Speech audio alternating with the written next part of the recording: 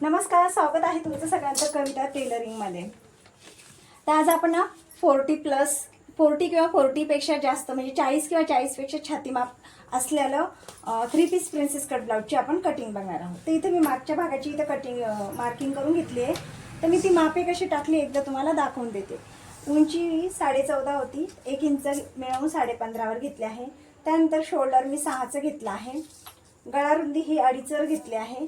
गळ्याची लांबी ही 11ची आहे। मुंडा इथं मी 7 वर घेतला आहे।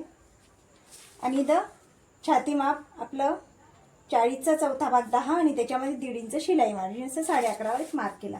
आता आपण पुढच्या भागाची कटिंग कशी करायची बघूया। सर्व काही बदल आपल्याला पुढच्या भागातच करायचे आहे।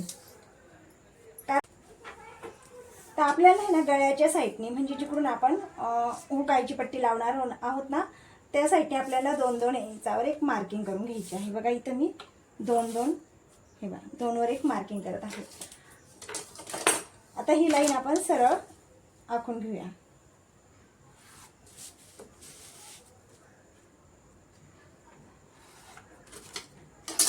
आता पाठीमागचा भाग जो आहे ना आपण कट केलेला तो ह्या लाईनच्या एकदम असं बरोबर आपल्याला ठेवायचा आहे।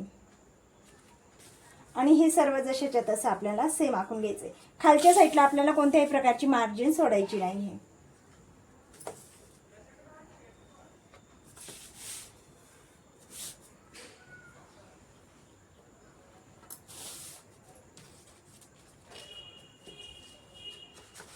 आता आपलं हे सगळं मार्क करून झालं आहे। आता इथं पुढच्या गळ्याची आपण लांबी घेऊया। 7 वर मी हा पुढचा गळा घेत आहे।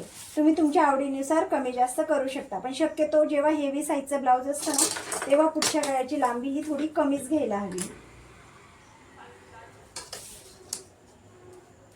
खालची गळा रुंदी 2.25 वर घेतली आहे। इथे मी गळ्याला गोल शेप देऊन घेते। त्यानंतर पुढच्या गळ्याला पण पुढच्या मुंड्याचा आपण इथं शेप देऊन घेऊया बघा ह्या प्रकारे।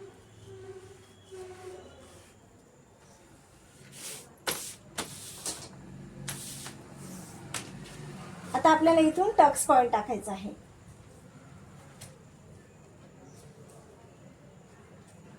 टक्स पॉइंट आहे 11 वर। त्यानंतर दोन्ही टक्स मधलं अंतर हे आपल्याला आपल्या जे छाती माप असतं त्याचा 10वा भाग घ्यायचा। म्हणजे इथं 4 वर मी हा टक्स दोन्ही टक्स मधलं अंतर घेतलं आहे।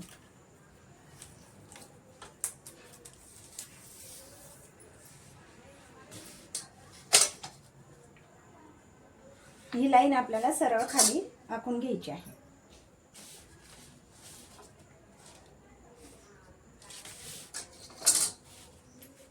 त्यानंतर इकडून आपल्याला 1.5 वर आणि इकडून 1.5 इंच एक एक मार्किंग करून घ्यायची आहे। आता हे आपल्याला ह्या प्रकारे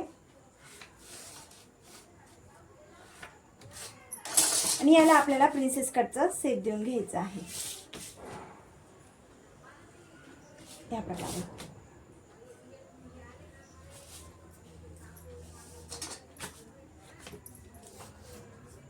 आता इकडून आपल्याला हे बघा इथून खालून 2 वर एक मार्क करायचा आहे ह्या प्रकारे। त्यानंतर ह्या साईडने आपल्याला 2.5 इंचावर एक्स्ट्रा घ्यायचा आहे आणि ह्या साईडने आपल्याला 1 इंच एक्स्ट्रा घ्यायचा आहे। आणि ही लाईन आपल्याला तिरपी आखून घ्यायची आहे। आणि इथून पण आपल्याला 2 वर एक मार्किंग करायचं आहे। आता हे दोन्ही मार्क आपल्याला ह्या प्रकारे जोडून घ्यायचे आहे।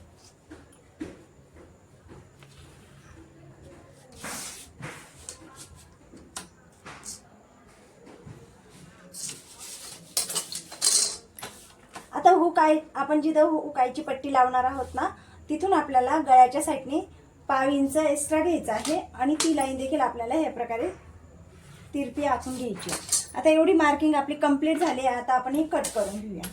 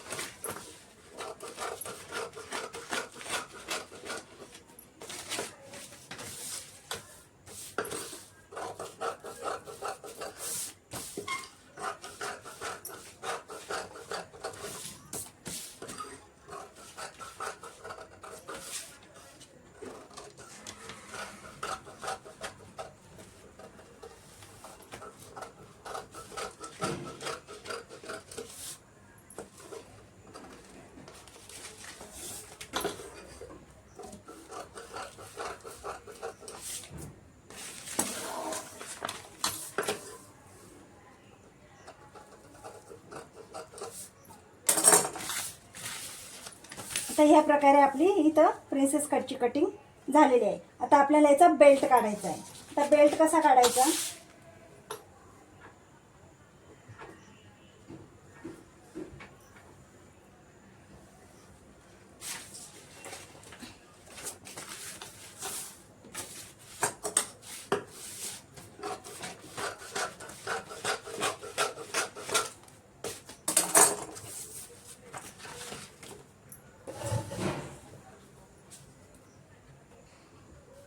आता तुमचं जेवढा कमर घेरा असेल ना तेवढा घ्यायचा आहे आणि त्याच्यामध्ये 1.5 इंच आपली शिलाई मार्जिन टाकायची आहे. 9वर इथं 36 कमर घेरा आहे तर 9वर एक मार्क केला आहे आणि त्याच्यामध्ये 1.5 इंच आपली शिलाई मार्जिन 10.5वर मी एक मार्क केला आहे.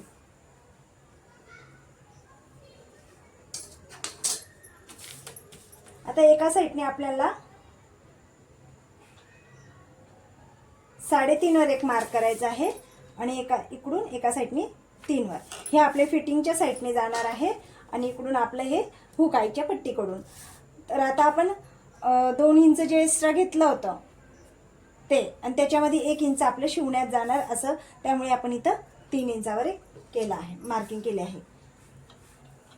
आता याला असा राऊंड शेप देऊन आपल्याला ह्या प्रकारे क्रॉस पट्टीचा शेप देऊन घ्यायचा आहे. आता ही क्रॉस पट्टी आपली निघाली आहे. आता आपण याला कट करून घेऊया.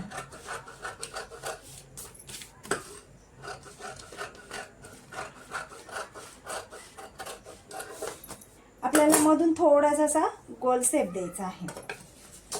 तर आपली क्रॉस पट्टी पण आपली तयार झाली आहे. आता जेव्हा आपण ही प्रिन्सेस कटचं जेव्हा आपण स्टिच करू ना तेव्हा इथं हे बघा इथं खूप छान असा पफ तयार होतो. आणि ही शिवल्यानंतर जेव्हा आपण इथं स्टिच करू शिवल्यानंतर इथं आपल्याला थोडासा असा राऊंडमध्ये शेप देऊन घ्यायचा आहे. पण हे आपलं शिवल्यानंतर, आता जोपर्यंत आपली कपड्यावर कटिंग होत नाही तोपर्यंत आपण इथं हे नाही कट करणार आहोत. तर अशा प्रकारे 3 पीस प्रिन्सेस कट ब्लाऊजची कटिंग करून बघा. तुम्ही हे ब्लाऊज शिवून बघा, खूप सुंदर अशी फिटिंग येते.